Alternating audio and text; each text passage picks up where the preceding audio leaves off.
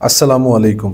आलमी मरकज़ मरकज़ी खानका तारिक जहांगीरी से मैं मियां हुजूर का साहबजादा और खलीफा हकीम शारिक अहमद तारिक तारिकी जहांगीरी आज एक बार फिर आपकी खिदमत में हाजिर हूँ।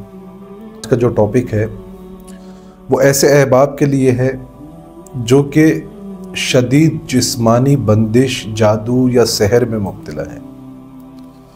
वो अहबाब जो सहर बिल अमराज में मुब्तला है, वो अहबाब जो सहर बिल लम्ज़ में मुब्तला है, वो अहबाब जो सहर बिल तफरीक में मुब्तला है। आज का ख़ास टॉपिक उन अहबाब के लिए है जो अहबाब इस तकलीफ़ में मुब्तला है या इस सहर में, इस जादू में या इस बंदिश में मुब्तला है, या काम पे जाने का या रोज़ी रोज़गार कमाने का दिल नहीं चाहता, घर में रहने का दिल चाहता है, किसी किस्म का डर खौफ में मुब्तला रहते हैं। तो ऐसे अहबाब को चाहिए कि वो 21 दिन का ये अमल करें। 21 दिन तक रोज़ाना आपने 3 अगरबत्तियाँ जलानी हैं।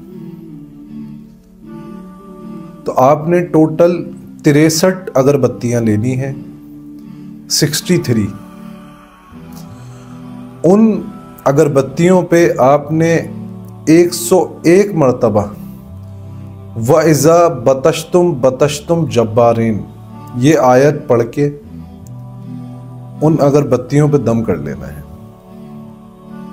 उसके बाद जो भी मरीज़ है या जो भी शख्स मुतासिरा शख्स है, वो जिस कमरे में सोता है उसके सिराने उसके पास रखकर उन अगरबत्तियों को जलाया जाए जब वो सो रहा हो। इसके साथ साथ ये करें कि साथ में नीचे एक मट्टी का प्याला रख लें जिसमें उस अगरबत्ती की राख गिरती रहे, और जब उस अगरबत्ती को जलाएं तो इसी आयत को 7 मरतबा दोबारा पढ़ के उस अगरबत्ती पे दम करें और उसको जला दें। फिर दोबारा उसको दूसरी अगरबत्ती पे 7 मरतबा दम करें और जला दें, तीसरी अगरबत्ती पे 7 मरतबा दम करें और जला दें। इसी तरीके से ये अमल 21 दिन तक होता रहेगा। 21 दिन तक वो राख उस प्याले में जमा होती रहेगी। 21 दिन के बाद उस राख पे इसी आयत को 1100 मरतबा पढ़ के दम कर दें, और 3 दिन तक मुतासिरा शख्स इस राख को अपने जिस्म पर, अपने सीने पर, अपने माथे पर, अपने सर पर मले और मल कर फिर उसको नहा ले। 3 दिन तक उस राख को अपने जिस्म पे मले और उसके बाद वो अंदर जाके नहा ले, और उन 3 दिनों तक वो मुतासिरा शख्स ये आयत 313 मरतबा पढ़ता रहे। तो इंशाअल्लाह कितना ही शदीद जादू हो, कितनी ही शदीद बंदिश हो, पुरानी से पुरानी बंदिश हो, पुराने से पुराना जादू हो, सख्त से सख्त जादू हो, जो शख्स ये 24-25 दिन का जो टोटल दौरानिया है उसको पूरा कर लेता है, और फिर आखिर में इसका खास तावीज़ है जो आपको हमसे मिल जाएगा,